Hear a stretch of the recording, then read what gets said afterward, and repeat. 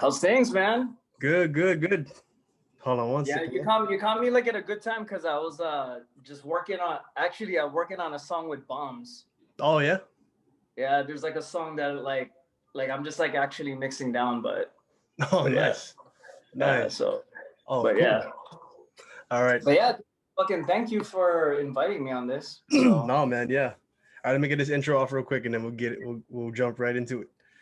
okay, sounds What's good. up, everybody? Welcome back to Imprecisely. It's your boy Jordan Valenzuela. I'm joined, and I'm very honored to be joined by a special guest, literally legend status OG Hawaii hip hop, in my opinion. I'm not that old, bro. Well, I mean, Well, I young am legend, old, young but thank legend. you. Yeah. You.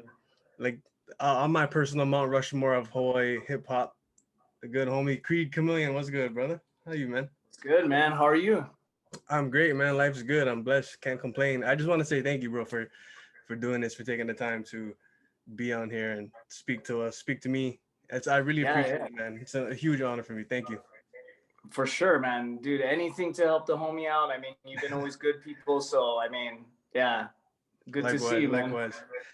Before we get started, bro, let me, I just want to show you this. I'm going to see if you remember this. Okay. Yeah, I remember that. I remember that album. Yeah, this is your Love Potion Cyanide album. Holy crap. So Holy crap. So for people who Dude. don't know, the first time I met you in person, I believe, in person, was one of the first ever like hip hop concerts I went to on Oahu. I went to a Lupe Fiasco concert, and Twista was there as well. Mm-hmm. Homie here opened up, and I always knew about you. I always I was familiar with your music. I've been subscribed to you on YouTube for like years. And then I always appreciate it. Like a bucket list collab and everything, and just to meet you and like chop it up as a person. And then my cousins Jerome and Travis, they bought me tickets to go to the concert. And then I found out the opening. I was like, yo, oh shoot. And then you killed it. Like you set the tone, and then Twista came and ripped it, and then Lupe came. It was an amazing night. And then I believe I met you. It was in I think it was in not I don't want to say in passing. It was like in transition between, like, you know how they kind of get the stage ready for the yeah. I think I ran into you in the bathroom because my intention was to like try and introduce myself and meet you afterwards. And then I went to the bathroom in between Twista and Lupe, and then I was coming out. I was like, oh yo, what's up, man? And then I remember that night, man. Yeah. We took a photo, connected in the hallway. Yeah. And then I believe what did I tell you? I think that's when Bombs reached out to me to have me on his latest album. And then I think he was talking about doing some stuff with you. And so him and I were speaking about you, and then I was like, oh yeah, Bombs, blah blah blah. And then and then Bombs is the homie, man. Bombs is the homie. I mean, I was glad to like work with the guy. I mean, a lot of people don't know this, but I mean, we've worked already on some shit like before. Like, I mean, like early, like I want to say like in early 2010 type of thing. Like, I mean, like back then that far, like, so, I mean, I don't exactly know the exact date, but we've worked on some stuff. But yeah, I mean, it's funny how the world works. Like everybody's like somehow connected, and then you build after that. So it was good. It was good times, man. Yeah, for sure. And then I didn't know like you worked at Target at the time. Dude, I still do. Oh, you still do? Bro, I'm not like this, like, oh yeah, I make music and this is what I do. Like, dude, I'm a regular 9-to-5 guy. I mean, I work my ass off and do my thing, but I mean, like music has always been a passion and always something that I did. And through years, I mean, like I'm 40 now, so like that's like the years are culminating, like no, you're not. Experiences. Really? Huh? No, you're not. Are you really? I'm 40, bro. No ways, dude. I thought you were like. When I did Love Potion Cyanide, I was in my, I want to say like either my early 20s or late 20s. But yeah, maybe early 20s. Yeah, it's been a long time. Yeah. Wow, man, I thought you were like 34. Dude, well, I appreciate it. Thank you. No, yeah. Thank you. Yeah, hey, before it's the Asian blood, bro. It's the Asian blood. That's what it is. Like, so for And then sure. like, next thing you know, like you go to I've seen you at Waikele, UFC Waikele. I was like, yo, I see you everywhere. Like, Dude, bro, and the one thing too is like you definitely got them combos, dude. I see you. oh, I thank see you. you with the dude, you got some shit. And I'll be like fucking like it's funny because like I'm like, dude, oh yeah, that's Jordan, man. Like and I'm running, running. I'm like, fuck, I'm already feeling pain in my joints, and then you're like fucking doing kicks, you're sparring with the homies. But Yeah. no, that's dope, dude. Like, I mean, I'm always like an advocate. I'm not like the most greatest or best martial artist, but I do appreciate martial arts and what it does for your self-being. And like, that's why like it's dope that I seen you like do that shit. I was like, sure. yeah, that's dope. Like it's because you're blue belt in BJJ, right? If I'm not mistaken. yeah, jujitsu, like I mean, and the thing is this with like jujitsu, like, definitely want to get back into the mats and stuff, like, but it was like the only thing that I was kind of like out of all martial arts, because when you're a kid, there's karate, there was like I remember even a day, like a generation, maybe you weren't even born yet at the time, but like Aikido, like my dad, because of Steven Seagal. yeah. Shit. And so like, and I've done it when I was a kid and shit, like like when my pops like wanted me to get into some martial arts, but the biggest thing was like jujitsu. I think that was the one thing that I was kind of like, you know what, like, because I was never like, like truth be told, I'm not embarrassed. When I was a kid, I never was like, like how some people are very like, I think either they were born athletic, they have the genetics to do it, or they had like, like, which is lucky that you have like, folks like, I think your dad does martial arts too, right? Yeah, since the 80s. So like you had that push, you know what I mean? And I didn't have a choice. Never. Yeah, see, that's my dope. sister like, and I didn't have a choice. I mean? Like, I'm trying to get my son to just like, hey, you need to go, like, go to your classes. But long story short, is just more so like, I think like jiu-jitsu was one of those arts. Like I was like, oh, I got hooked, and it's like one of those things like you will fucking lose, you will tap out, right? But it's one of those things like, yeah, I want to go back in, Yeah. Like I want to go back in. I want to, no matter like, yeah, no matter if you like lose or not, like, and multiple times I lost, but like, it's one of those things, like I just keep, going, and then you learn a thing or two, then you'll be like, oh shit, like things like pop in your head, like, oh, I escaped. Now I know what's up. And then, right. And then like, now I'm able to tap people, like, and, but definitely like, and it's been like, very rusty just because during this time, but I definitely want to get back into it. But yeah. You found a school when you moved up there to Vegas? Yeah, there's a school, like, shout out if he's gonna listen, but my boy Jeff, Jeff Balagosta, he's actually like one of the coach senseis or at Cobreña, like BJJ. So shout out to that camp. I mean, there's a couple local guys over there, like Ryan, and I think Steven is out there, and they're black belts as well, and they teach, but definitely need to freaking get back into the mats. But yeah, work, and I'm trying to balance music too and family. You know how it is. Like sometimes it's just like, so like I don't even go to the gym anymore. I just do a lot of things at home. Right. Luckily, I have good friends that'll just tell me like, oh yeah, do this, to just kind of keep me in shape. But yeah, I mean, big ups to those guys. Definitely want to get back. Like if there's a camp that I'm gonna be part of, I'm definitely gonna be part of Cobreña. Like that. Right. That's a camp that I need to go. So. No, yeah, exactly. Like going back to what you said, like I definitely agree that you should encourage your son. Like I feel like naturally, just I could pick up any ball and I would love it, and I'm decent, like basketball. Yeah, that all came naturally to me. But I'm very, very thankful for martial arts, because I think not only in the terms of like being able to defend yourself and like the things that you learn from it, like discipline, respect, humility, dedication. Yeah. Like like my genetic DNA makeup, besides like my relationship with God, who I am is because of martial arts. It's my faith and then martial arts. Like that's what makes my DNA. Like, you know what I mean? Like I am because of that. So I'm very thankful for my dad, and like like yeah, like growing up in karate and like always sparring and striking and kickboxing my whole life. You know, I've caught cracks, head kicks, everything.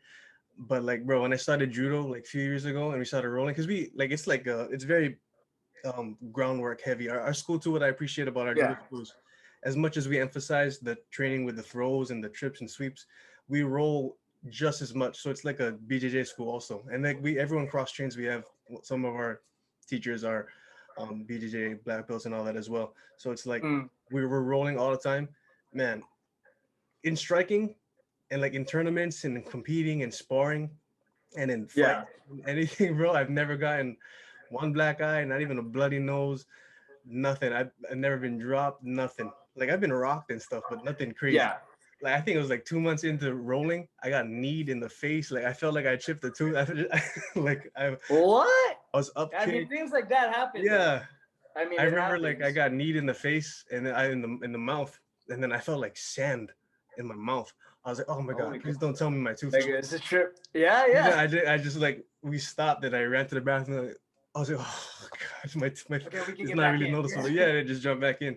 Yeah. So I want to ask, oh yeah, besides me agreeing that definitely it'll benefit your kid in so many ways, for Mm. his life, and just something to keep him out of trouble, keep him in shape as Oh, well, for sure. health as well. You know Yeah. what I mean?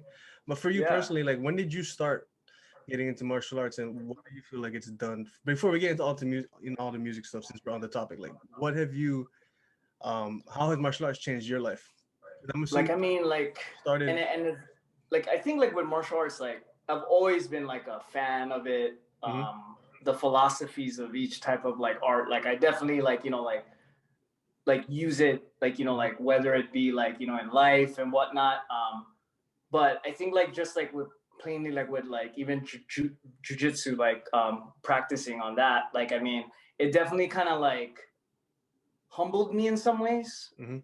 Like, and then also too, like, on a health benefit, like, I mean, like, it made me lose weight, made Right. me stay, like, on point, like, as far as, like, and I think I use it, like, yes, self-defense and keeping myself, like, like, to protect my, my family, my friends, whatever, or Mhm. myself. But I think, like, I use it also too, just the benefit of, like, even with hip hop or music, like, Right. breath control, Mhm. conditioning, like when you spit, like, because, like, it's the same concept in a way. Like, if you roll, and again, like, I'm not the greatest, like, yeah, like, I'm blue belt going to, like, like, whatever I'm trying to pursue, because a lot of motherfuckers can, like, roll with me, and, like, yeah, like, they're pretty good. Right. But one thing I do learn is, like, I did learn, like, with BJJ, is, like, it's all about breath control too. And I remember, like, like, one of the homies, Daniel, and his wife, I remember rolling, and he would be always saying, like, you gotta breathe, bro. You gotta Mhm. breathe, or, like, don't hold yourself, don't be so tight, like, and it's the same concept in a way, like in hip hop, like when you record, like, you don't want to be so tight when rapping, and, like, and it's not even like, like, yeah, you want to rap, like, fast, like, a good example, because I know that you love Joyner Lucas, Yeah. and, like, and I can't rap like him, like, he's too fucking fast. So imagine you trying to rap that fast, like, but that's his style. Right. So, and when you rap, like, you want to rap, like, in your own form. It's an expression of But yourself, right?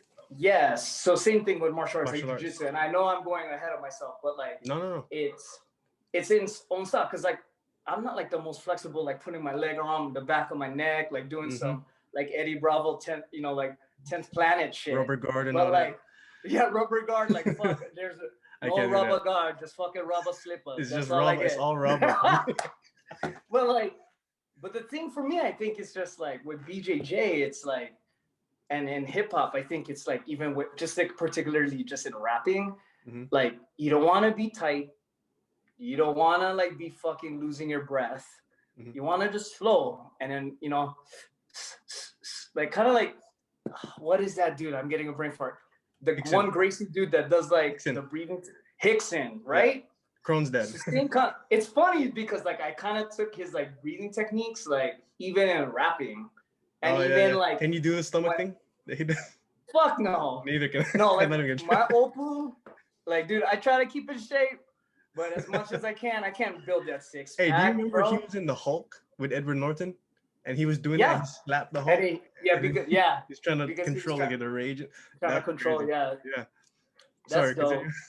No, but yeah, just like, I mean, I think it's just, it all relates to like the reason why like that path like BJJ, like I think it correlates to just like my livelihood or what I want to do, you know, and believe me, it did wonders, you know, like even I wish like, you know, like I was staying consistent and just going to BJJ because it definitely like level-headed me in some ways, like, you know, mentally focusing, like it's just a good healthy like way of just like ventilating in a way, like, so but yeah, I mean it's crazy. Yeah, like you can there now that you think about it, like maybe people can relate it to something else, like their own craft and something else they're passionate about. But for me and you, for example, if you sit back and you think about it, you can probably list a bunch of connections with music or hip hop specifically and martial arts, you know, like what you said, the breath control, and then like being able to like flow and adapt whether you're writing and then you hit a block and you get stuck. You got to learn to pivot, go this way, and don't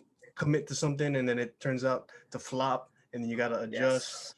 Or like, and that goes with like the creative process and making music, or just the dedication and like the fact that you hit this point, you may have reached this milestone, like a stripe on your belt or releasing an EP, but you can always get better and like you constantly on the craft.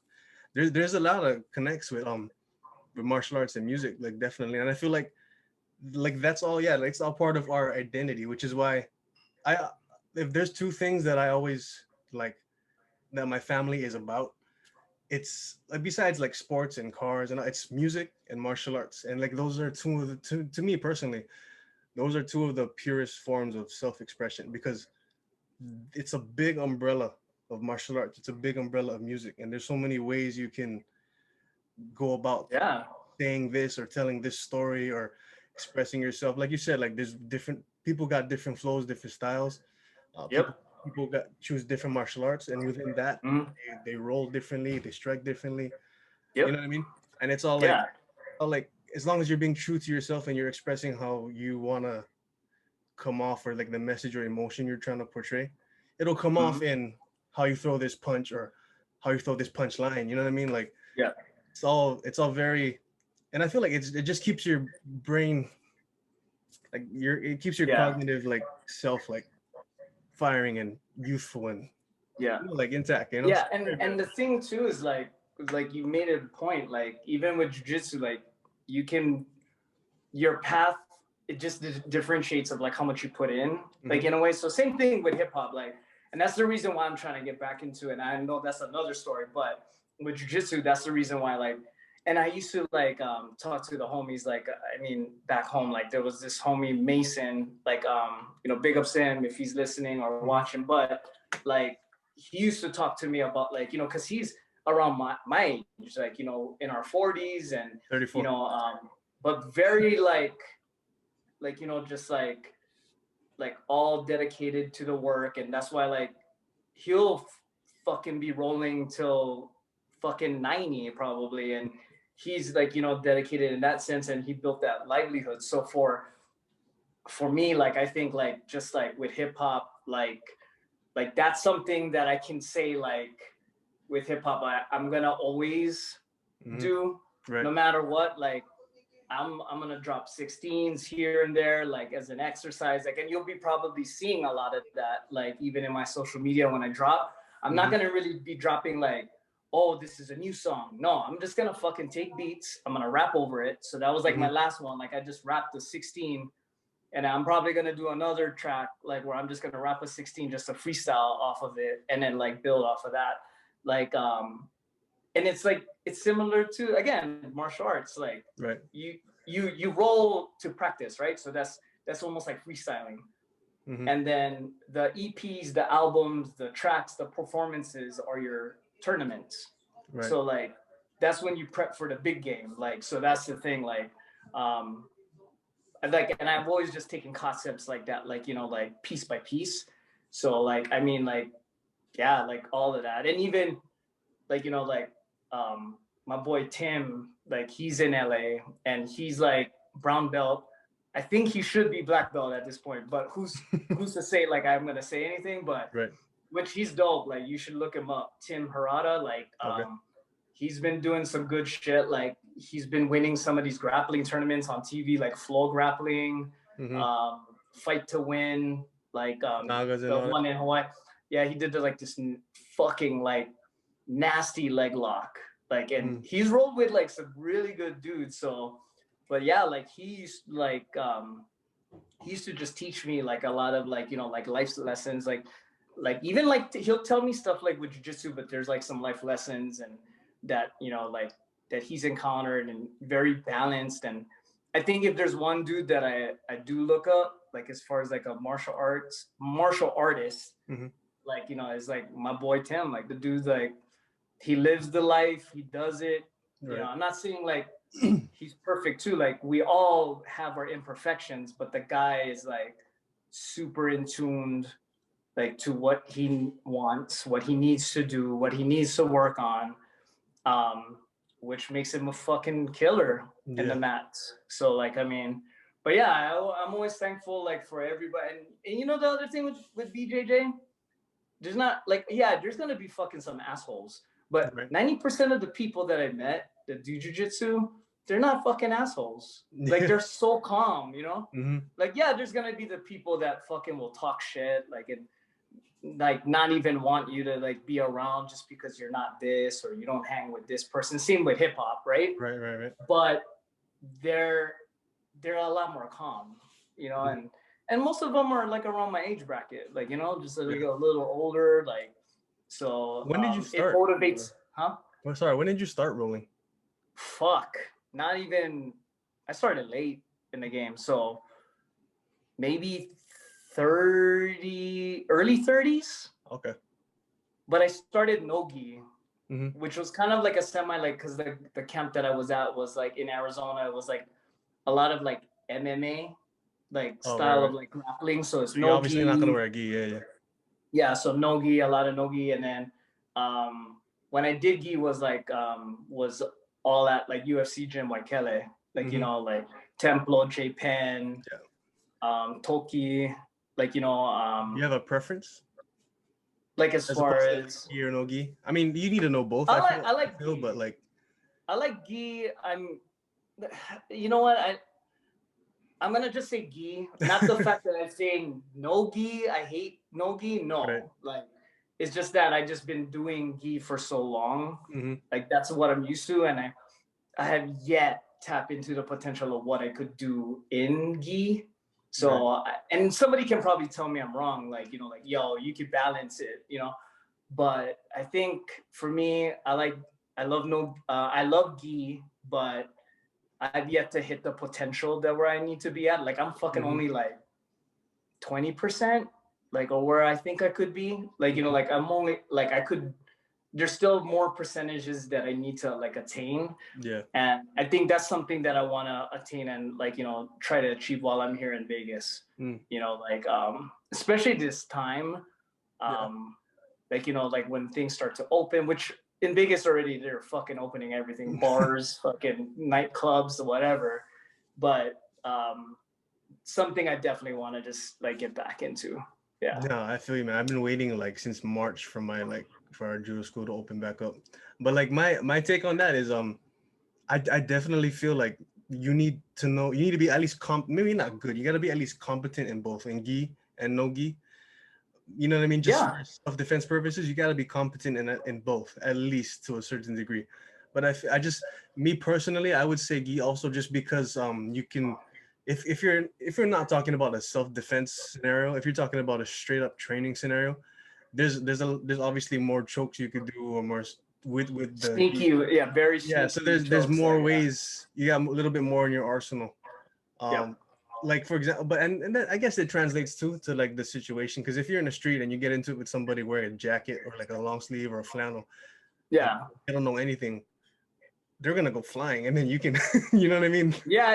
And then you use your own clothes to like put on the sleeve. So it's like, I definitely agree that people should train both and be competent in both.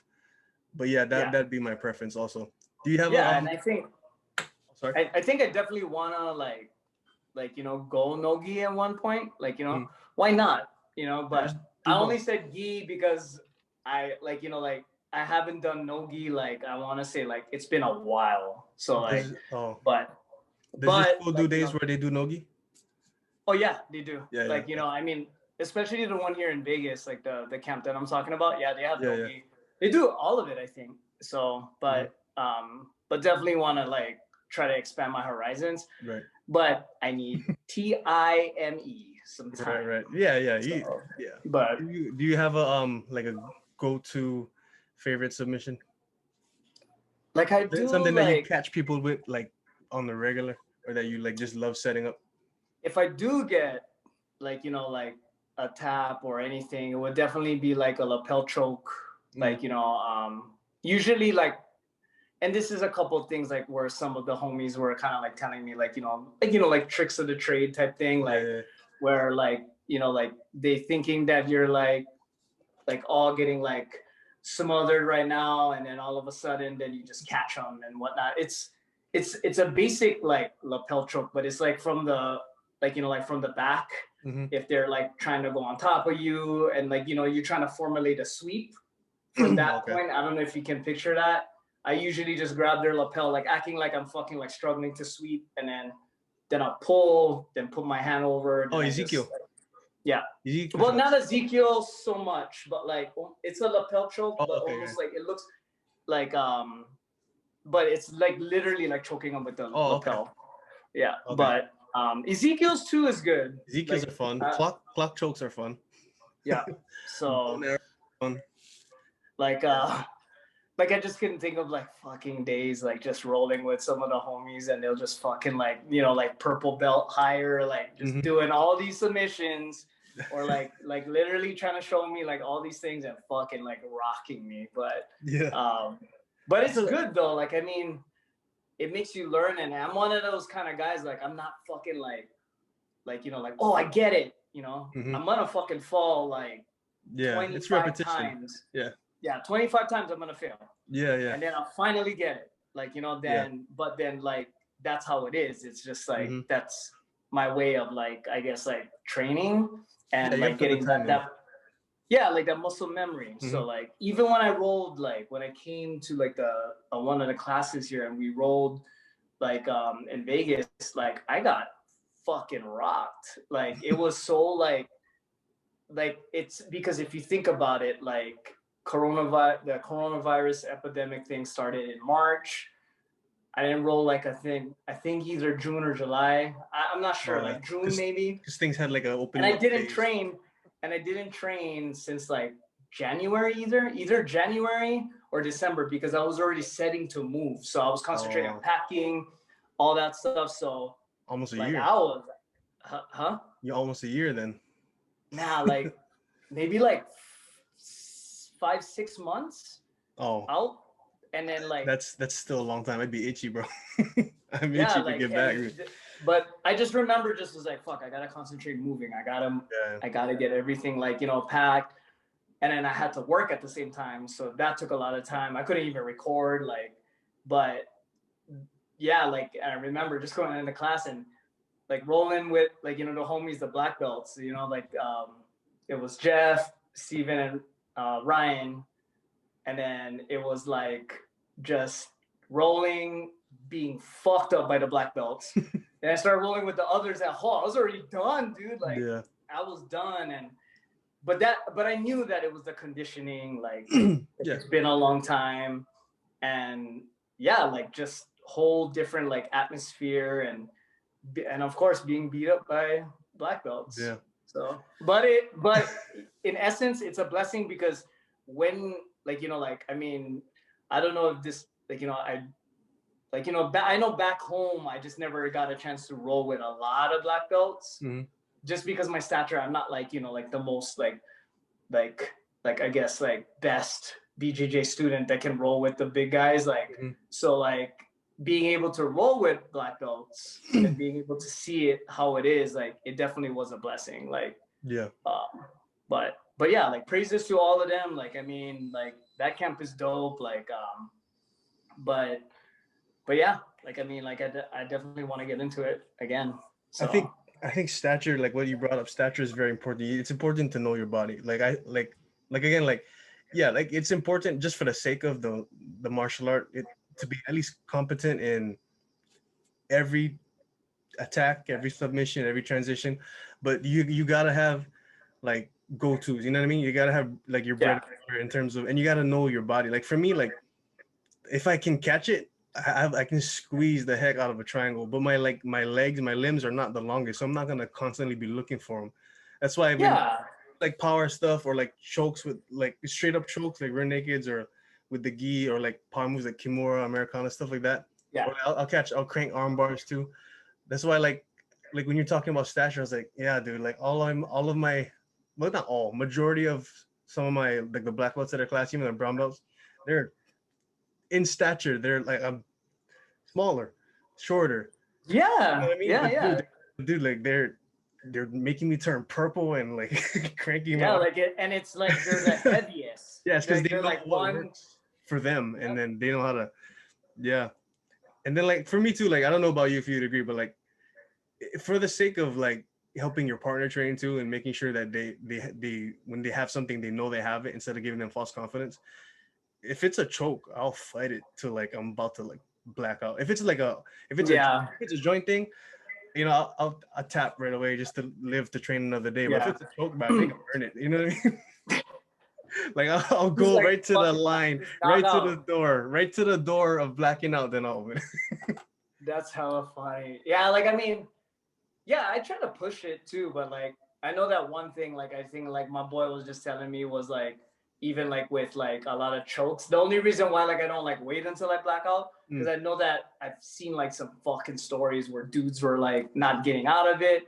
But for killers like yourself and some other like you know the homies like they can hang like for sure like you know but yeah like I've had like my fucking elbow pop my fucking fingers like bust up neck cranked like Neck to the cranks. point where like I had to like stay out for a while and I hated that shit like you know what I mean because like I'll be like oh I'm getting better I'm getting good like I'm learning then injured then fuck like it's like going back you know like and it's just shitty and that's what I think that's what happened like when I got fucking murked like you know like here in Vegas like you know I think it definitely was because like when you're out for so long like you know like It's the yeah you can conditioning, you know, the yeah body it's like conditioning, everything. you can learn how to ride a bike right Yeah. but like can you do it the same way or same distance and endurance that you did it 6 months ago Yeah. I don't know maybe you could like you know It's maybe not even that. It's like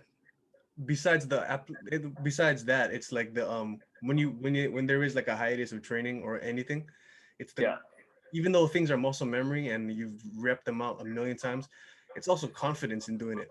There's a difference between yeah there's a difference between attempting an armbar and then having confidence like I'm gonna take this guy's arm home with me. You know what I mean? Like that's true when you're that's rusty, true. yeah, lack of confidence is a total factor. I feel like people don't give enough credit for like being why like people like are subpar when they try to do something again and it's been a while.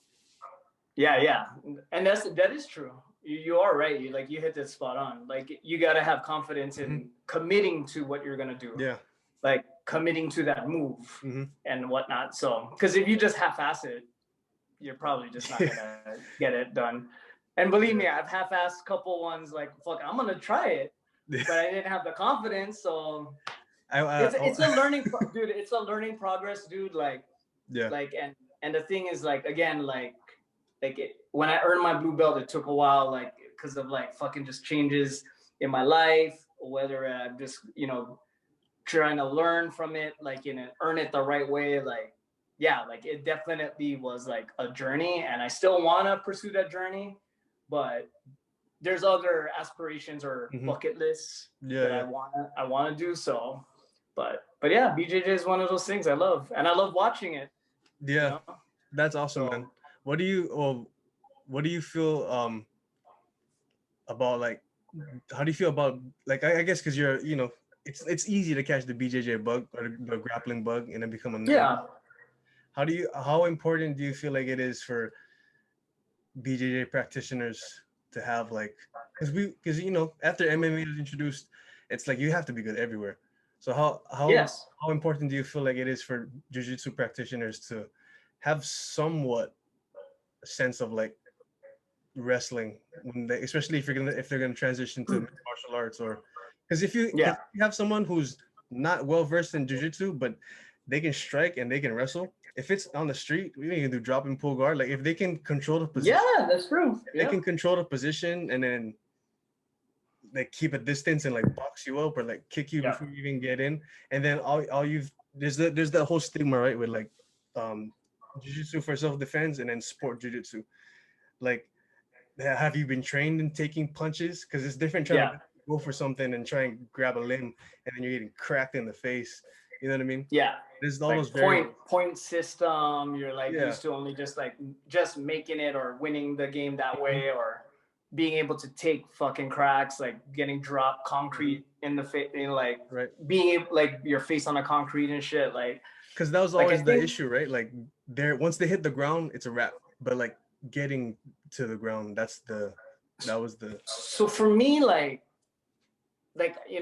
being just like like definitely like loving the art of like jujitsu, like I think it is beneficial to get multifaceted right. in other arts. And even me, I'm like I did one time, like I just was like looking into like Eskrima or Kali, Mm-hmm. like just like Yeah, yeah. just looking into like Filipino martial arts, It's hard. like and wanting to learn that, like Yeah.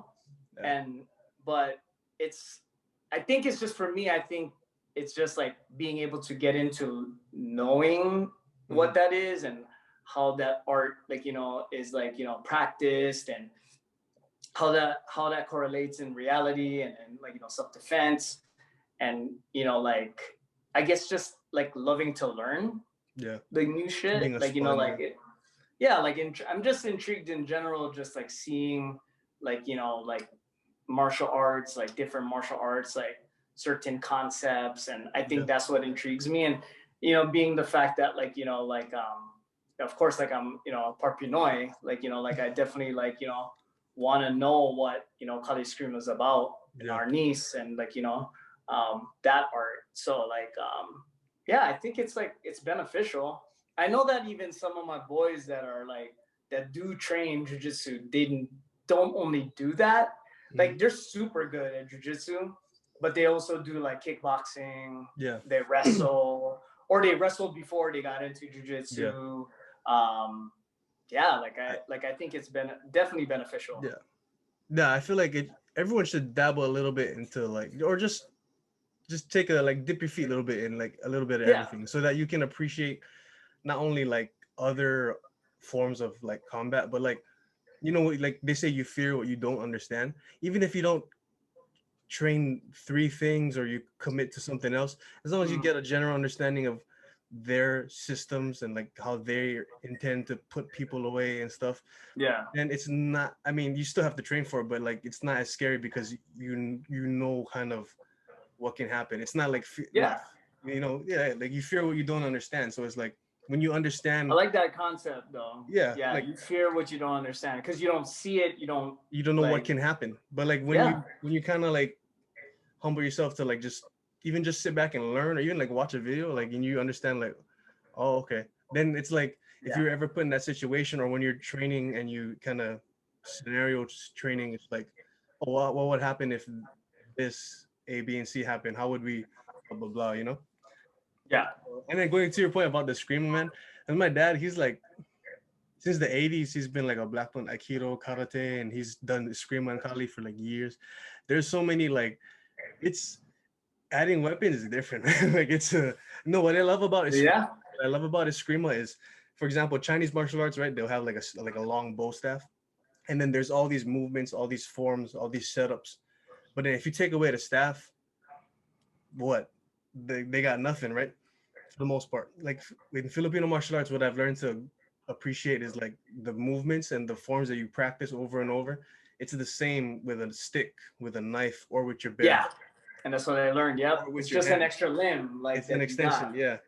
And then Yep. like this, my dad will do these like little tricks. Like instead of like hitting the stick, he'll aim for your hand so that he hits your knuckles and you drop your stick, or like oh, or like he'll when the sticks make contact right away, he'll slide down and hit your hand so you drop your stick. It's like little stuff like that. I'm like, next thing you know, you're disarmed and he has two sticks or your sticks on the ground. It's like, oh shit, damn, like, dude. little stuff like that. I was like, oh man, I can imagine if that was like a knife or something or like a bolt, like the bolt knives, Yeah, like a machete. yeah, Like it's different, fuck man. that, like no fingers, you know It's, what I yeah, mean? Like, exactly. yeah.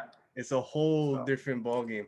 That's really like self-defense though. Like, I mean, it all is, but like if someone coming at you with a weapon and you can grab anything, that's a whole different monster, bro. Like the yeah, training for I that know. is like it's all reaction time. You can be trained in anything, but like it's that fight or flight. Like, are you gonna react in an Yeah, appropriate way and remember your training, or yep, is it all training and then when the bright lights hit or like when the situation's in your face, yeah, kind of just freeze yep, like a deer in headlights, yep. So Yep. And I mean, and I give it up to like, martial artists or like even like jujitsu practitioners that can like turn that light on. Like, like for sure, like, like they get, they're already in game mode. Like, but it definitely is something like I think one day, like I definitely want to like leverage like jujitsu, like in some way, maybe in a tournament, maybe, but like, yeah, you should not compete like, one time, man. huh? You should try a couple tournaments just Yeah, like to I know use every fuck what dude. you're Like I learning. hear it fucking all the time. Like, dude, just try it. Win, lose, Yeah, just because try it. there's different brackets, there's different experience Yeah, levels, and you know what I mean. yeah, yeah. They're all saying that, and I was just like, fuck, man. I just don't want to get fucking like like triangled, like Like in triangled, like five in a seconds. fucking like bro, yo, catch a selfie though, like selfie, like. But I mean, I don't know, man. It's just like But again, like I mean, like yeah, I give it up to those guys that can fucking like just turn it on, So like, but No, it's but so I think important. yeah, but yeah, like I think like the one thing though, like aside from BJJ, like I think like game mode for sure, like and it's in me, like I think like is like straight up like just hip hop. Like I think that's something. I think that too is like through the years, because again, same with BJJ, like took a while. Same with hip hop. I was never like I know I started rapping like when I was super young, but I was crappy, like fucking like trying and trying even in my adult phase, like trying, being able to figure out my cadence. And I think to be quite honest with you, I know I dropped albums like in my 20s, but I don't think I reached my pinnacle point of where I think I'm like already like fuck, I'm confident until I was like in my maybe early 30s or mid 30s. Oh, So interesting. like I never was like yeah, like back then, like, yeah, fuck, I think I made a dope track. Right. But I don't think I reached like to the point where like fuck, like I think I'm better now. Like, like or like back then, like I guess like in my early 30s and 35s, like I hit that prime, like where I was like, okay, I think this is like my shit, so but that goes to show, like, I mean, like sometimes like with arts, like it differentiates, because some people can like pick up like emceeing so fast, like they can freestyle like out of nowhere. It took me a long time, like to just freestyle and say dope shit. Like it took a while for people to be like, oh, like people would be like looking at me like, okay, like okay, like like they're like thinking like you're not even rapping that dope, like. So it's like it takes a lot of practice and stuff. So, but I think like, yeah, definitely hip hop will always be like something I'll probably do till like I'm fucking 90. Of course. Before like since we segued, but before we continue into the music talk, like I wanted to just I don't know if you watch Joe Rogan's podcast? Yeah, like, well, I do like watch like segments of it. I'm gonna be honest, like I don't watch every single one. Oh, me neither. I just love the his ones content. I'm into. Oh yeah, I love his shit. I was watching like I watched it prior, but like I rewatched it recently. Like Faraso Habi, GSP's head coach, he was saying since we're on the tangent of like the importance of like, or like this the role of martial arts in our lives and how we want to pass that on, and how it's been passed on.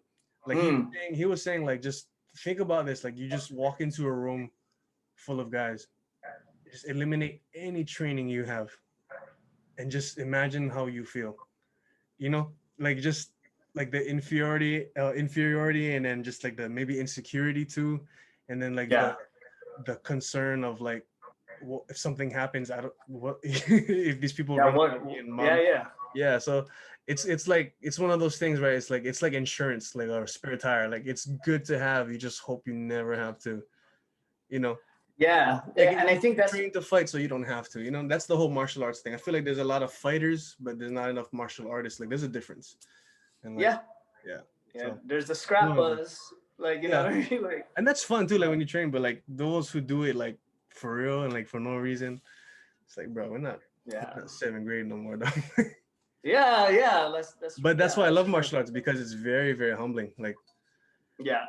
Yeah, especially like on the ground, what you gonna do, punch from your back, like Yeah. everybody should. I feel like that's why there was a shift in like MMA's audience. Like, I think they're more educated nowadays. Before, they would just like yell to stand them back up. As soon as it hits the ground, they're booing. But it's like now, now you hear fans, or when there was fans in the stands, now you hear them like cheering when somebody sweeps, or when someone's setting up something. It's obvious Yeah. your Like you fans can cheering. tell Yeah, you they're more appreciate it. Yeah. like, the general public's more knowledgeable nowadays. So Yeah. that's pretty dope. But Yeah. yeah, bro, For let's talk sure. music. Let's just take it back. Like, when did you discover you could rap? How did you discover that? And when did you realize, like, oh, I love this, let me keep doing Fuck, I discovered it now. No, I'm just kidding. it? I'm During the kidding. podcast. No, I'm like doing. I think I love fucking hip hop and I love making it. No, Yeah. like I think it started like I mean like rapping wise, like I fell in love with it when I was in elementary. Like I mean like the first thing that I used to listen to, like Run DMC, like was like one of my fucking favorite rappers like at the time. And like I used to just write like little rhymes here and there, and but I think I didn't start rhyming like really like on the microphone or like performing or recording until like maybe like later in high school or beginning of high school. But it was like some shitty like fucking equipment. Like I used a karaoke machine Oh to no. even record it off the cassette tape. Like dude, it was hella like fucking ghetto.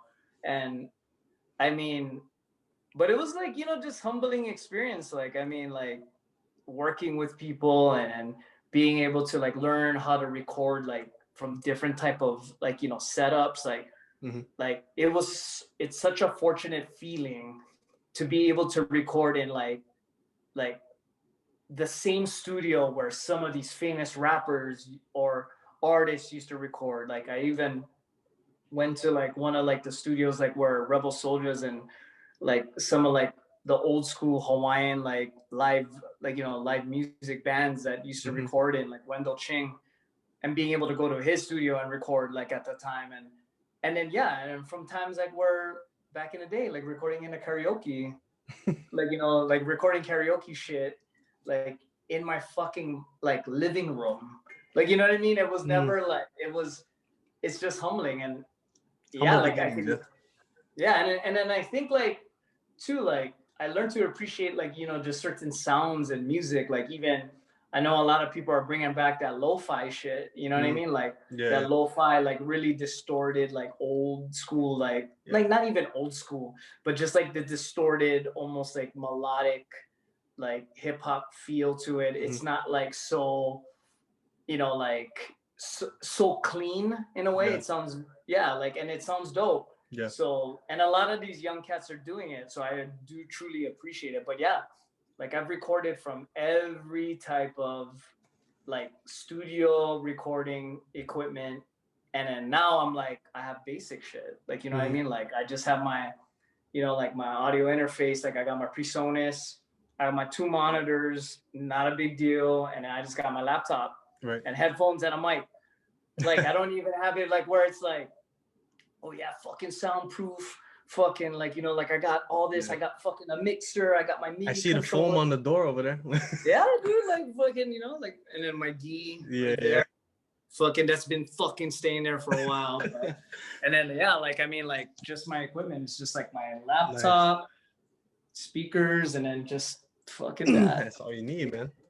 Yeah, that's all I got. Like it's not anything special. Fucking it ain't Beats headphones, but you know, I mean, it works. So, but I feel you, bro. Like I remember when I first started, like I was borrowing my auntie. Shout out to my auntie May because she's the reason like all this came up, and I discovered all this. Like I used to borrow her MacBook in man, I want to say middle school, maybe like starting high school. Maybe it was like around 8th grade to going into 9th, around there. I used to borrow her laptop, her Mac, and like we're just since we're speaking on humble beginnings and stuff. Like when we first discovered that we want to try and rap and write and record, I didn't even have, I didn't even know what I was doing. I just knew GarageBand and Mac, and okay, let's go. So I'd be holding the screen like this close. I'd be rapping into the laptop, like, dude, like my lips, like my lips are touching the webcam camera, like I'm rapping right there. And I had it sitting on like a couch or the bed, and I would set up pillows like a little a fort around it just to like keep it in. Oh, it's crazy.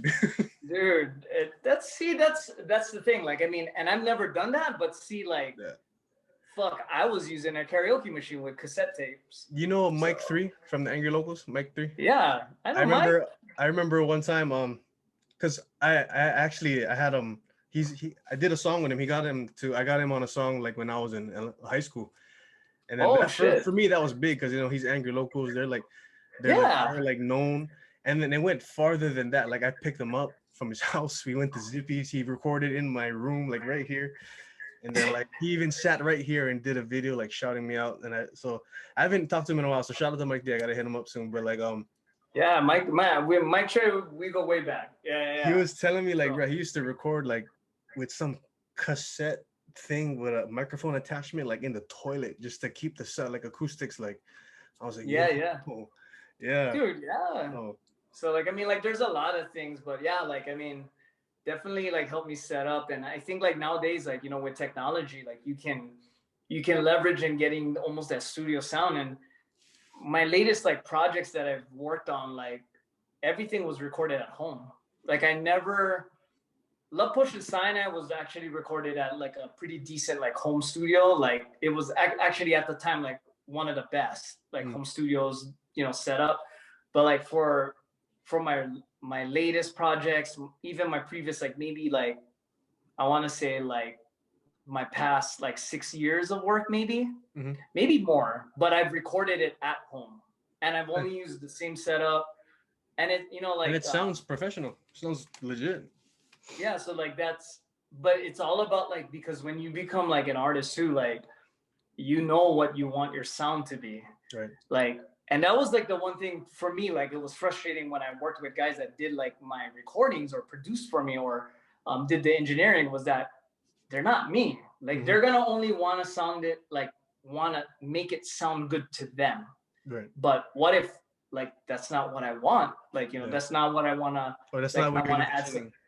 I want to effect to it. You need to raise my vocals a little bit. You need to raise my or lower my vocals. Like add some reverb. Like, you know, like so like through like all that, like I just had to teach myself, and I've learned through like, you know, being blessed to be connected with a lot of artists, you know, through networking or through like, you know, just like performing wise, like, and being able to build, like I was able to learn like certain tricks of the trade. Right. So like, and there's still more shit that I need to like learn, but like I fucking like know how to do the basics at least, and some, like I think I could do a pretty decent job like mixing and mastering my shit. But yeah, like I've done it where I'm self-sufficient. I do everything here, and yeah, I just know what I want to sound like. Right. Yeah. You produce also? You make your own beats? I've done some production. But I'm gonna say like I'm not confident in producing, but I've done some shit like it, or like it was just like a try it kind of thing. Trying kind of thing. I've actually made some beats where I actually like rocked on, like, and I released it on SoundCloud, like, and I liked it. Like, you know, some people are like, "Oh shit, what beat is that?" I was like, "Oh, I actually made it." They're like, "What? Are you fucking serious? You made a beat?" Like, you know, like, and I was like, so that was dope, but like it was short lived. But I definitely want to get into it, like, you know, like learning like how to make it where I want to sound it a certain way. Mm-hmm. But I definitely got some good friends that can, like share some of those things. But again, that's time investing into something to do. When I'm like, I want to try to record, I want to make music, like, you know what I'm saying? Again, like it's a blessing to have friends that got beats laying around and just giving you beats. And I got like a fucking hard drive full of fucking beats that people gave me. So like, and I'm trying to just rock, like I'm trying to rock them all. But definitely it's one of those things you got to feel for it too, right? You know? Yeah, I feel you. I know what you mean. Like, cause like, man, like I have friends, like I've gotten beats from like a lot of friends, a lot of rap homies, some random people on YouTube or like SoundCloud have contacted me sending me folders. It's like and like they're all good. Like I mean, majority of them are good. I'm not gonna like, I can't make beats myself, so I'm not gonna disrespect anything that somebody else makes. Yeah. But like it's just like it's when you actually sit down and put lyrics to it, it's like, you know, the inspiration has to be there, the vibe has to be right, you know, and the moment has to be right, the creative like process has to like line up, and like what you want to talk about has to, you know, be thought out. So it's like I know what you mean. Like, I have so many like just in my computer. Like I feel bad for almost like not using them and they give to me. But yeah, you know what I mean. But there's one thing too is like, and when people give me beats, and the reason why I don't rock it so often, it's not the fact that it's whack. It's fucking dope beats, but it's one of those things you can't be forced to write to something when you're. It's not the fact you're not feeling the beat, but it's like you're not in that zone to do it, and you wouldn't like. For me, like I would hate, and sometimes I'm gonna be a culprit of it. I've done it where like I've done songs where I forced myself. And that shit didn't do justice to the beat. Like the beat was so dope, but I didn't do justice. You just weren't feeling it, you know? Yeah, and it wasn't good. Like my rhymes were not good. Like, so I'm like, fuck. So like, I just learned to just, take your time, especially with hip hop, like take your time when you're recording, like, like, and when you're writing stuff, like, cause you don't want to force it. And that's the thing too about me, like, in a day and age where a lot of like artists now are like, like they're fucking dropping song after song. Like, it's like, holy shit. Like I came from a generation where you could drop an album and you could wait 2 years, maybe a year or two in order for you to drop another album again, to be consistent or to still be on that wave, right? Like people catching you, like they're like, oh yeah, man, fucking dope. Nowadays, people's attention. Drop one song. Or you drop one album, right? You drop one album. 1 year, you don't do nothing, right? You're irrelevant. They forgot. Yeah, people's attention span is so short.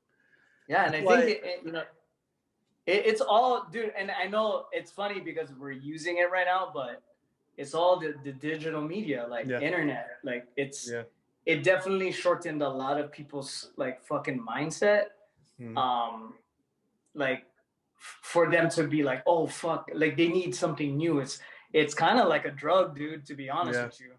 Like, and now that people are addicted, and and again, I'm preaching, like, I'm not saying like I'm fucking like the best at it too. Like I go on social media too. I try to limit it, but I'm the same. Like, we all fall victim to it, like, so who am I to say to be like, oh, don't go on social media, and all this good stuff. Like, I do it. Yeah. Fucking like, like everybody does it. Like, my girl does it. Fucking like my son does it. Like, my mom's on it. Yeah. My fucking mom's on it.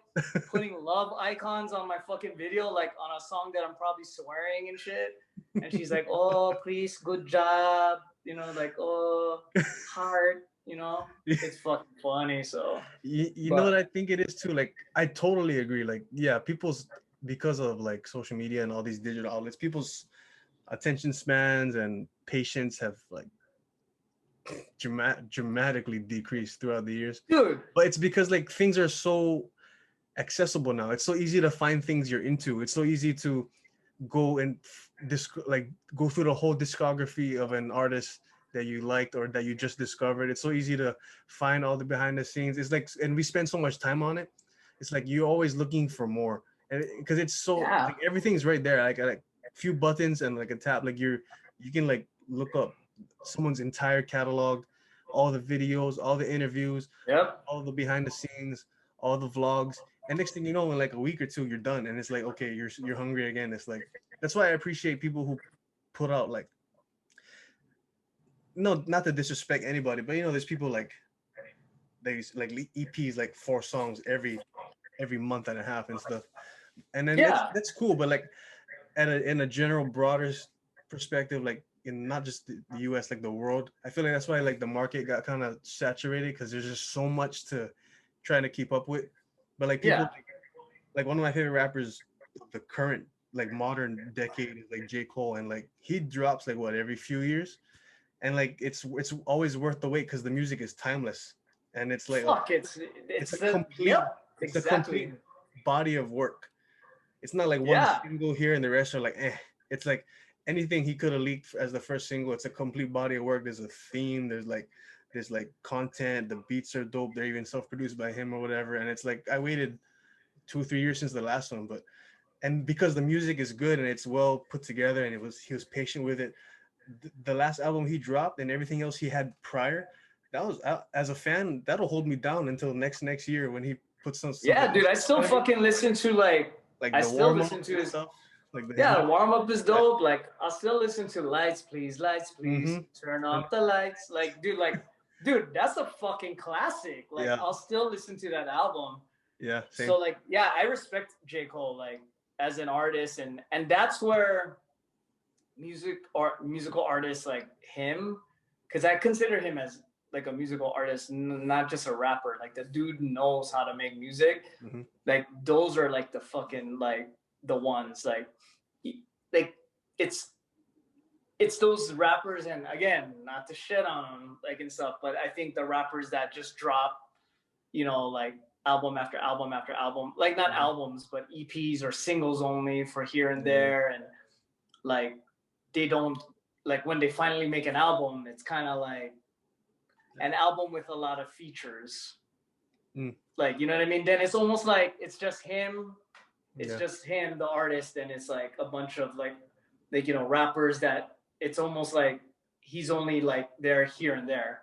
You know what I mean? And that's why like I like as far as like even like local artists that are from our hometown, I like Bombs' shit. Mm-hmm. Like, I mean, like he drops often. Not to be biased. They're all like dope. Like I feel like he's an exception. I feel like he's always dropping, but they're all dope. He's fucking always and he's working too. That mother like, and I'm like, he got kids and he got family, and he's doing videos like, and he's helping like a ton of other artists out, including myself. So it's like, man. So that's why like I give him fucking respect. Like like if there's any artist, like I do give that motherfucker respect. Like for the way that he balances that and like does it consistently. And he hasn't slipped, you know what I mean? Like he's still as hard as ever, like with his production, with his own songs. It's nasty. Dude, the song that I did with him, like his fucking 16 bars, like his verses fucking killed me. Like it's like, it's dope. Like, so that's what like I'm just like, but like, like not to get ahead of ourselves or like, go off topic, but and that's why like I think in connection with just like artists like that, like those are the people that I get drawn to. And if it's like friends such as like Bombs and even other artists, like I can name a fucking few, like Tyler Donovan, fucking like Paradigm, like fucking like Libra, like all those guys. Those are the people that I want to still be connected to, not because like I want to fucking verse from them. Yeah. Like, you know what I mean? It's because like I can feed off of it. Like, like in a sense, like it's good energy. You know what I mean? It's like, and that's how like, I think like, guys like J. Cole, that's why his camp, Dreamville, like all of them are dope. Yeah. They're all fucking like, they build off each other. Omen, all them. Yep. Yeah. Kendrick Lamar. Yep. Just fucking Black Hippie, like Top Dog, like all those guys, like they fucking feed off each other, like, you know what I mean? And in a perfect world, that'd be dope to have like a fucking good circle of homies like that are dope MCs and do that. And in my previous years tried, but it's definitely hard because like life. Like we all we need to get money. People get babies. Yeah. Fucking people get divorced, whatever it may be. Like, I'm just saying, like, like it changes. So, but I think I just hold those guys like close and just, you know, feed off those guys. You know what I mean? I still get it. I get inspired by guys like, you know, like Bombs and, you know, artists back home like Connor Boy, like even you inspire me, like, you know, like just even like your drive, like whether it be just like even with the podcast, like what you're doing, like, you know, yeah, like fuck, I can't kick high, but I definitely get inspired to want to fucking get into fucking like, you know, kickboxing or karate. Like, no, it's like dope, but it inspires me to like, fuck, like, you know, like want to do shit, you know? So like I feed off of that. So. Yeah, no, I feel that. And like, yeah, like going back to the Bombs thing, like that's why like when he asked me to, he refers to his latest album as like his masterpiece. Like this was like his best work yet. So like when he asked me to be on it, and then like, cause I've received like a lot of people like just acknowledging like the quality work it was on, and then like, you know, I obviously like dropped what I was doing and gave him my best at the time. Yeah. When it came out and I listened to it top to bottom when I was working on and everything, of course I'm gonna be biased because like I'm on it, but like the whole project itself is just really like it's complete. Like I feel like there's a lot of projects that are being pushed out, EPs, what mixtapes, whatever, and there's like good aspects to it. Like this song was good, the rest are the beats are good, the lyrics are or like, you know, it's like, but like that one, like his latest album, the realest tape, stuff like for me like 2014 Forest Hills Drives, J. Cole, like it's hard to find a flaw or like a weak point. Like all boxes were checked, you know. The production was dope, the subject matter, the storytelling, the lyrics, whatever features were there, just the transitions, the interludes, everything is just meshed together to make one awesome body of work. And it was like those are the ones that last. Like that was J. Cole's whole point, I believe, in like 1985. It's like you the product you're selling at the end of the day, if you're not trying to be here just for like 2 hot minutes, it has to be of value, because if not, like what you said earlier, like you're gone, you're irrelevant quick, and especially in this day and age, you know. But like if your product is timeless and if it's of high quality and of high value, like it'll stick. People won't forget, and like real fans will keep it alive. Like they're gonna keep going back to it, fanning the flame, you know. So I totally agree, bro. Yeah. And I think like, you know, like even with like just like, you know, music and myself, like for me, like I've dropped my latest like EP, like, you know, Winter and whatnot, like when I dropped it and whatnot, like I definitely like was at a time where like I was just like, okay, this, like, and I've said this before at times, but I would always be like, fuck, I think this might be it, you know, like just like this EP and that's it, just because like life and shit. But then when you're 90, you'll stop, right? But then I start hearing other rappers, right, from home or whether it be like, you know, you got to remind everybody. Well, not even that. I'm not like, dude, I love the scene. Like, it's very dope. Like, even fucking that one dude, Myrene, like, dude, that dude is dope. And you know, shout out to Matt Martyr, because he put me on who Myrene was. Oh, shout out to way Matt. back. Like, I was just texting him the other day. Oh yeah. We got a fucking song. Me and Matt is gonna drop a song soon. Shameless plug, but we about to fucking drop a new song, me and him. Yeah. And you're gonna probably be like, if you're down, dude, I'm gonna probably just need you to do a selfie video to vibe off that shit. Yeah, and man. You'll be part of that video, dude. Oh, like, dope. Yeah, for sure. So, but yeah, like it's gonna release. But yeah, like he put me onto some of these like rappers coming up. And what's dope is that, like, not to like go off topic, but fucking being at Matt's house, every fucking dope hip hop artist from Hawaii came from that fucking little patio. Like, whether or not they're not from the 9-4 block, people were there. Like, you know, fucking Johnny King, fucking like, who else was there? Lazy was like, used to chill out there. Fucking Paradigm, fucking Dirty Gems. I don't even know his new alias and shit, but he would always be there. Fucking Ty, you know, like, and I know I brought him on, but like fucking, and then yeah, Matt and just the homies that we used to just fucking freestyle, dude. Like, and it was like, it was so sick. And yeah, Connor Boy and all those motherfuckers were like at Matt's house. So like, yeah, like it's just dope to see like artists like that. Like when we used to just be in the back, fucking whether it be we drinking up or they smoking or whatever, and we're just freestyling off the top. And then even sometimes making music and then like seeing where they're at now. Because some of these guys, like, fuck, they're up there. Like I think I can put up like some of these guys up there in the ranks already, like as far as like top hip hop artists to date. Like, you know what I mean? Like fucking like they have quality shit.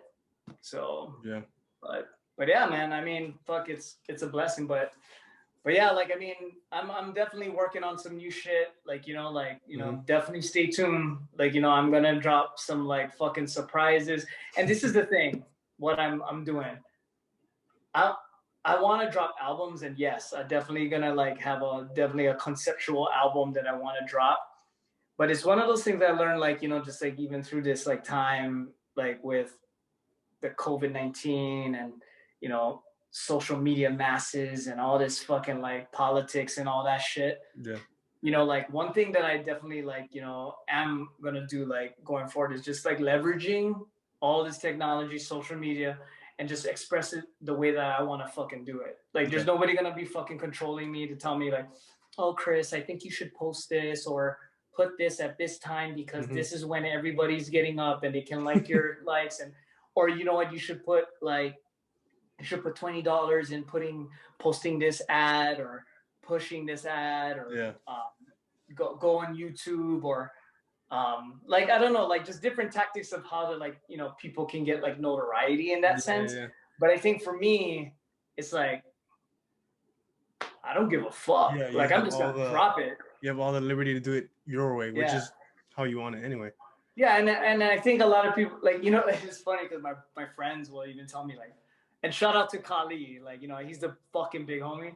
But I know that he gets frustrated when I'm just like, I just drop it, and he's like, how come you don't even say anything? Like, you know, you don't promote it, like not promote it, but like don't tell me in advance, because sometimes it's just a mood. Like I'm like, fuck, I'm just gonna drop it. Like, you know, like like even with Tyler, that one song Hokkaido Milk Tea. That was so fucking random when I did that song. Very random. And Ty was like, oh, let me see, you know, like Tyler was like, oh, and then he added guitars, he started singing, and we just dropped it. And that's it. I did a music video with Bombs, we just dropped it. Like no fucking plan.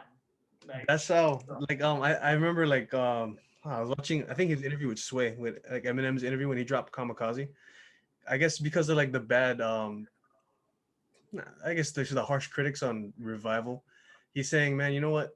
Everyone who was hating on it, if I just drop this next album and I don't say a word, it doesn't give people enough time to formulate their opinions on it before hearing it. And then they're forced to just, do they want to hear it or not? It's out.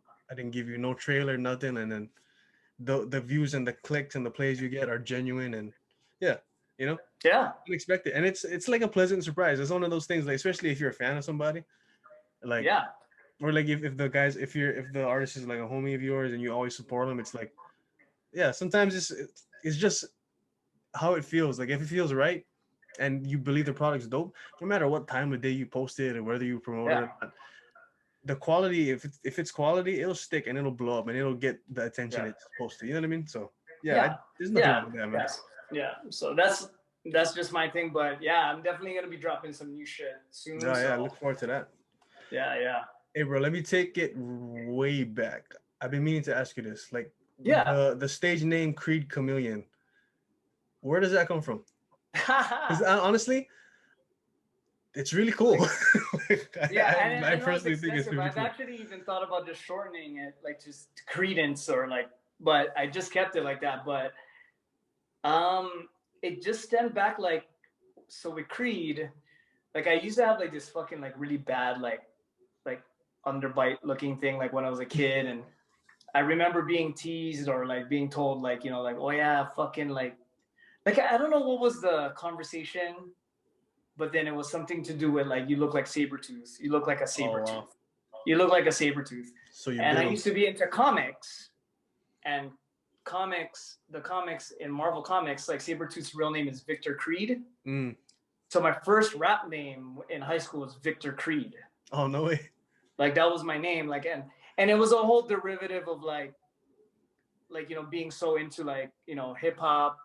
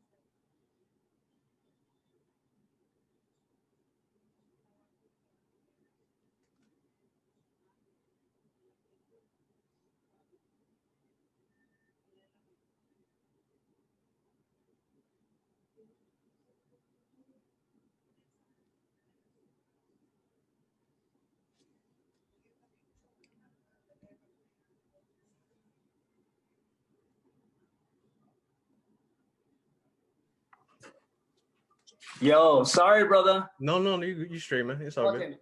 Yeah, just the internet. I don't know what the fuck happened. Oh, sorry. Okay. The screen is silent. Here, like this. Nah, there you go. There you go. Got it. Yeah. Okay, cool. I think you were saying something about like saber-tooth tiger. I mean, saber-tooth. Oh yeah, fucking yeah. So like, from the Marvel comics, and then yeah. So my rap name was Victor Creed. Mm-hmm. And then like, and it was a whole derivative because of the fact that like, you know, back then I think at that time like Wu-Tang Clan was out, Raekwon's Only Built for Cuban Links came out, and I remember I thought it was cool, like Raekwon and Ghostface and Method Man, all of them had like these like kind of like aliases, huh? Yeah. So like Ghostface was Tony Stark's, right? And then fucking like Rizzo was Bobby Steele's, like, you know, so like for me, then I was like, oh yeah, that sounds cool, Victor Creed, right? But then through like, I think like afterwards, I was just like, you know what? I'm just gonna shorten it and put Creed. Mm-hmm. Like, you know, like just shorten it, just Creed. Yeah.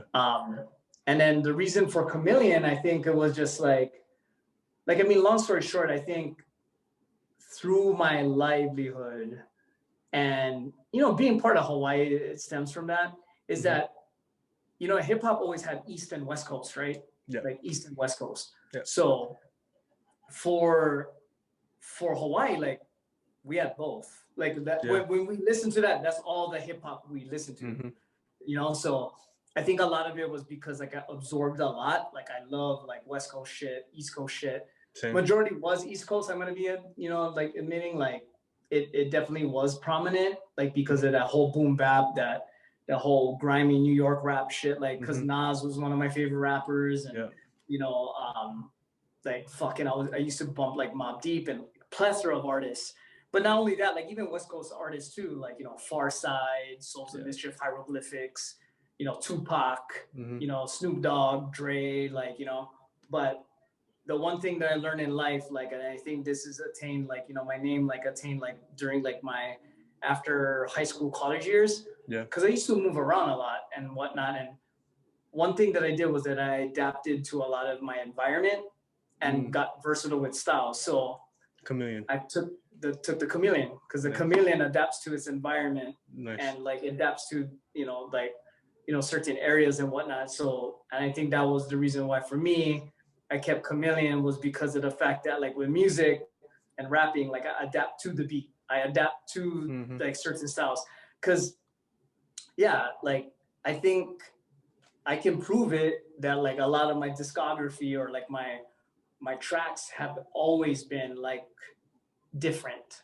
Like I never rapped usually just like, yeah, there's this typical like, yeah, that Creed fashion maybe. I don't even know what that is, but like I'll rap fast sometimes, I'll rap slow, I'll rap conscious rap, sometimes I'll rap really hard on some shit, you know, so like, or sometimes I'll get melodic, like, you know, like I'll start like rhyming in a melodic fashion, so it's never like the same, and that's the reason why I came up with that Creed Chameleon. That's that was So that's the story. It's very unique, and it's very like, you know, like when you hear it, you're like, there's a story behind that.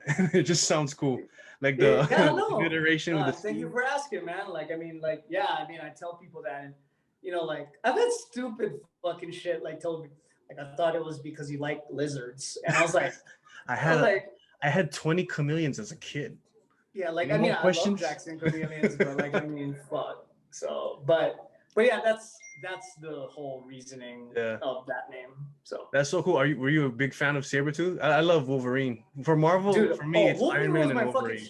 Wolverine was my shit by default because of my fucking teeth was Sabretooth. I love Wolverine. Fucking, that's my motherfucker too. Like, so I'm with you with that. So yeah. They just gotta bring Hugh Jackman back for just one Avengers 5, please. Just a little cameo. Yes. Just bro. Like I just said like 2 seconds ago, my Marvel dudes are Iron Man and Wolverine. So the fact that now that they have all the rights and they can do some crazy epic gathering movie, and then Tony Stark and James Howlett are dead, I'm like, God, my guys are gone. Yeah, that is true. Hey man, but I mean. But yeah, dude, like, I mean, I'm all about it, dude. Fuck. Yeah. Hey, bro, I gotta ask just as a, like, personally, I just want to know because, like, just on some, like, hip hop nerd type of stuff. Cause, like, a lot of people trip out when they ask me. I would, like, I answer it two ways. Like, my current, of, like, the most recent decade, my absolute favorite rap artist, hip hop artist is J. Cole. But if we talk about all time, like, when I went back and did my homework and all that, it's Ice Cube for me. And people trip out all the time, but I just, like, I'm a real hip hop nerd. Like, you know, those people, like, they always put Pac and Biggie in their list, which they should be, but it's like, bro, we were born in 96. How are you gonna say Pac's your favorite? He died in 96. So unless you, that's why I always admit, like, I went back and did my homework. So of course I'm familiar and I know, but like I'm not gonna say like I grew up with him. But like, yeah, like, so that's how it was for me. Like, I'm like, I feel like an old head in terms of hip hop, because like, so I wanna ask you, because every like MC guest I have on here, I gotta get there. I just want to know their list just because. Asking me top five, or like, or you can go 10, you can go 15. Like, it doesn't have to be like who you think are like the goats. It's just like your personal list, because you know, as artists, like, I always say, like, you know, there's a little bit of influence in what you're a fan of, you know what I mean? Because you obviously grew up listening to it, you connect with it, you're a fan of it, you've probably purchased like albums or singles and stuff, and like they inspire you to either have started or how you did this specific song, how you did this specific flow, how the concept of the specific album.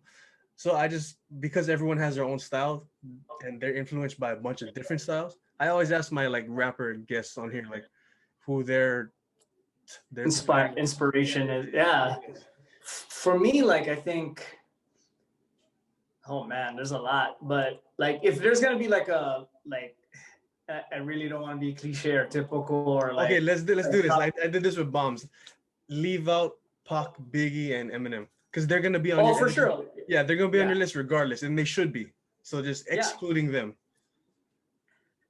I think like I think for me, like, Nas is definitely like one of my top MCs, and when he came out, I was immediately in love with his shit. And the reason why like I like his shit too is because he was a storyteller.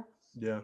But he still rapped like hard bars, like, and he had like the way that he would rhyme, like it was so rhythmic, and like his syllable like spit in was always like connected well, like, and he fucking had like the dopest producers like at that time. Like, he still does too, like with his latest project, that a lot of the production was Hit Boy. But his old album, like, and I don't expect you to know this a lot, but like some of the producers like Large Professor, DJ Premier. Oh, I love DJ Premier. Yeah, like so like he did a lot of like his beats, and fuck, there were classics. You know what I mean? And so Nas, there's one comes to mind, Slug from Atmosphere, like.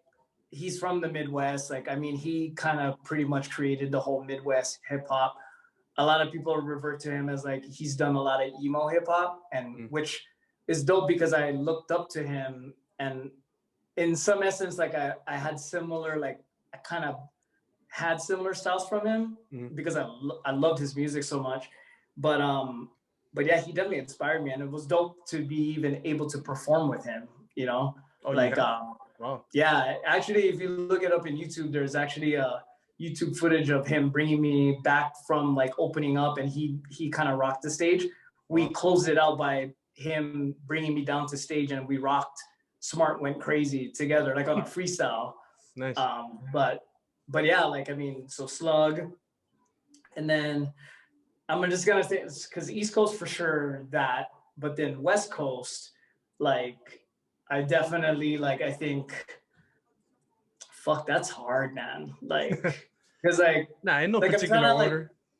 Like, you know who fucking comes to mind sometimes? Big Crit. Big Crit is dope. Like, fucking, he's from the South. Like, he's definitely dope. I've been listening to his shit too. Yeah. But he's underrated. You know, like, like, there's just so much fucking artists that I can think of, like Wu-Tang Clan. Like, I know I mentioned Souls of Mischief, Hieroglyphics, like all those guys, like Delta Funky Homo Sapien, like all those rappers, like even like homies that, like, you know, like that are now homies, but like guys that I looked up to, like Raka from Dilated Peoples. Like, I think he's fucking dope as fuck. Like, you know, but that's hard. Fuck, I can't use Eminem.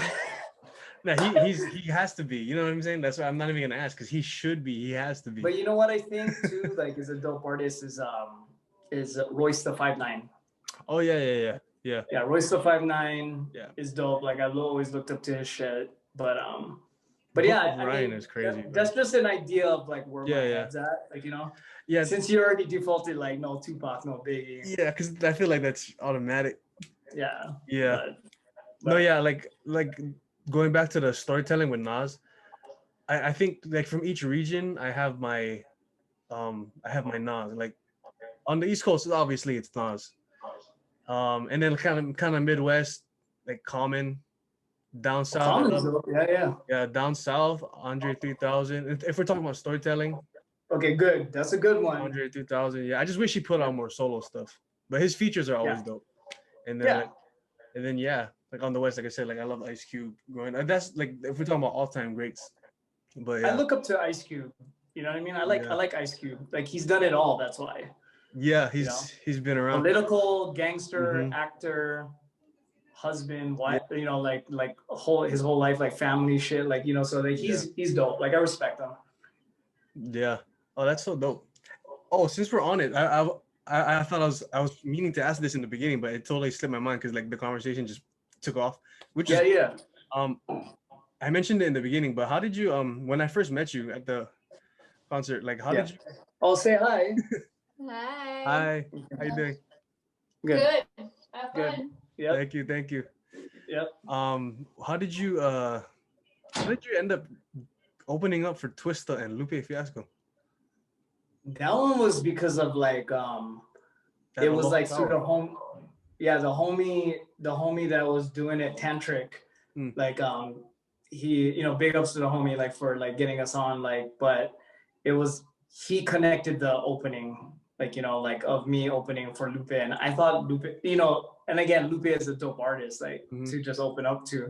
Yeah. And Twista, like, I think, not saying that I'm not downplaying Lupe, but like I think Twista is just one of those artists that I think is super fucking dope. Like being able to open up for Twista itself, like himself, is just like fucking like mind blowing already. But yeah, it was Tantric, like, you know, like hooked it up. Like they were the ones who who like got me to open, and fortunate, you know. That was so dope, bro.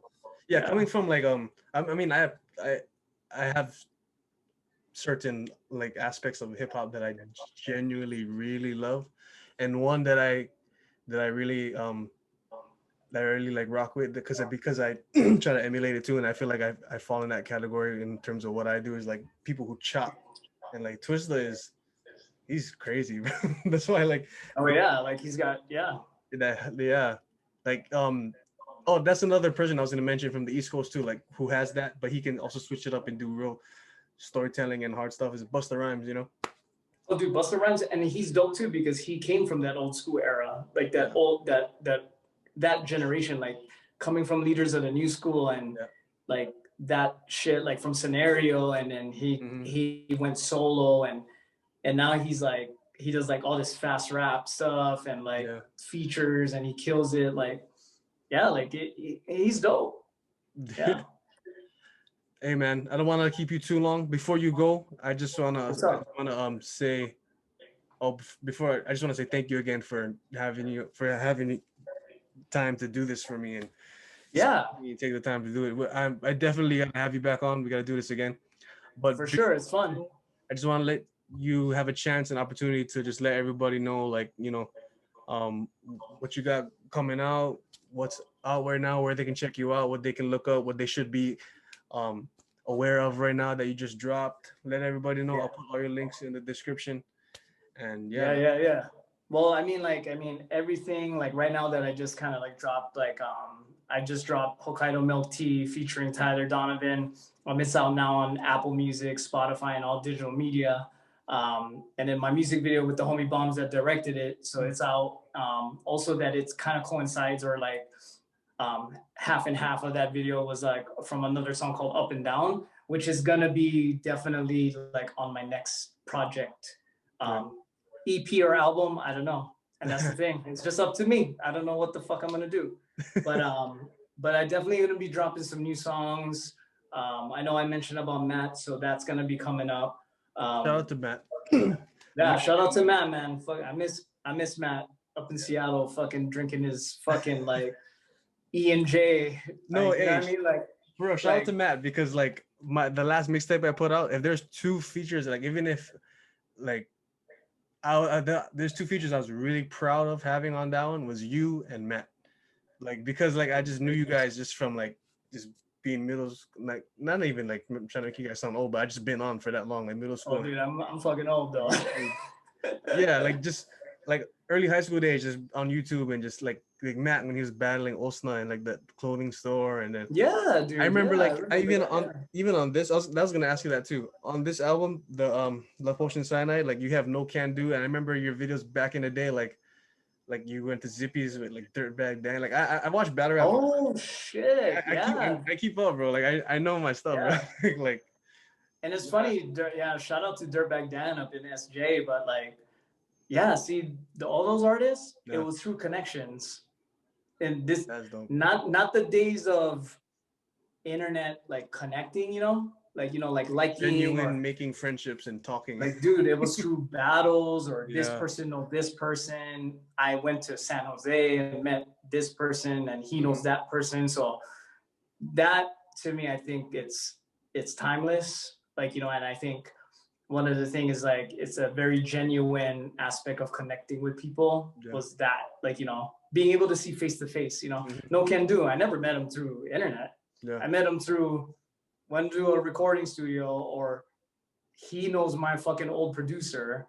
We went to a same fucking battle or freestyle battle, and that's how I met him. And then we just clicked and we hung out, and then we fucking like we did a track together. So that's dope. But that reminds me also, like, but people forget, like people know Eminem like from that world, but Busta came up battling too, like like that's his world also. People forget. I remember his song "Calm Down." Like he did a song with Eminem, "I'll Hurt You." I don't know if you remember that. It was very much like like him and Eminem. Shit, no, I gotta hear it. But then recently, like the past years, they did another collab, "Calm Down," with Busta and Eminem. Bro, their verses were like friggin' probably like 94 bars each, and they were like, they were just trying to like outdo each other. It was like just to sit there and dissect. So like, shout out to everybody who came up on the battle scene that transitioned to music. Like, that's when, I'll definitely check that out then.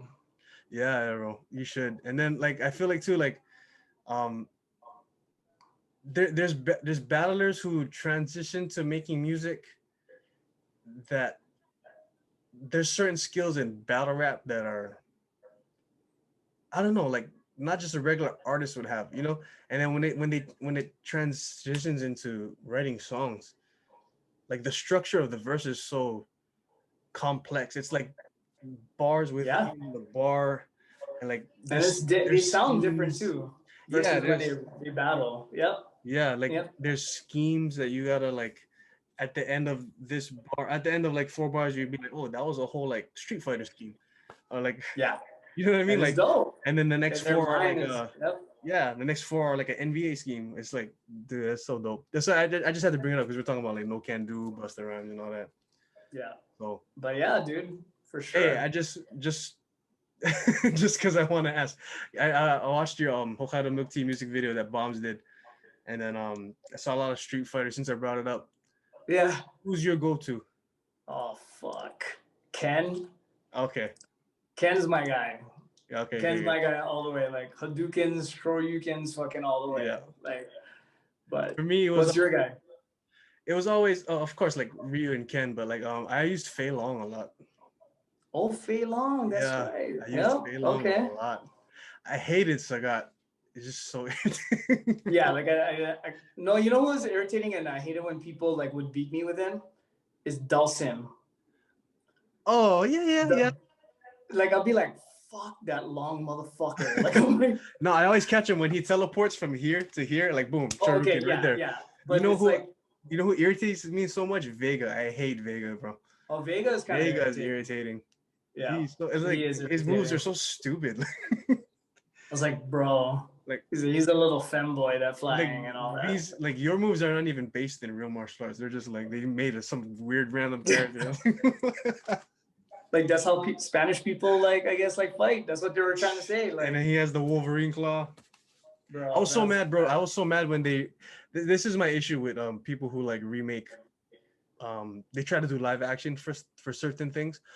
Dude, that Legend of Chun-Li Street Fighter movie was trash. I was so upset because Street Fighter. I don't play a lot of video games, but for me, like video games, I wasn't the kid that was like indoors all the time playing games. I was like outside playing basketball. I was like training.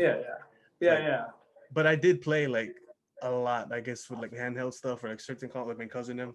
So for me, it was just Street Fighter and Pokemon. Like those are the main ones. Yeah. Bro, like when they did a live action of Street Fighter, I was like, oh, this is horrible. And then they did Dragon Ball, and then like Last Airbender. I was like, man, I think there's some things that are meant to just be kept animation. You know what I mean? If you do it, anime, cartoons, all that shit too. If you do it right, then yeah, go ahead. Like we want to see that. But like those ones were just horrible. It ruined Street Fighter for me for like a good week. I was like, oh, this is... No, I know. I feel you on that. Like I'd rather have the Van Damme. All I gotta say is M. Bison. Oh, that played in that movie. Yeah, done already. I'm done. I was like, I never know fucking M. Bison was Holly. Like that's all I gotta say. He's like, he's scrawny. I thought he was tight. Like, you know? And I'd rather have that. Give me that Van Damme as Guile back in the day. Like I'd take that over this one. I'll take Van Damme. I don't know about Ken though. Like, no. I always say I think Dolph Lundgren should have been Guile. If he could have put off like an American accent. Think about like Drago, right? Yeah, he could have. But Dolph Lundgren was like, I think like wasn't even like at the pinnacle point at that time. Yeah. But whatever, you know. So it is what it is.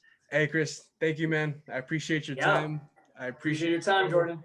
I miss you, dog. Hopefully we can link up soon if you visit back home or if like things clear up. But I visit you maybe one day. Yeah, always. Yeah, I definitely want to collab again. I feel like let me know. It's been overdue.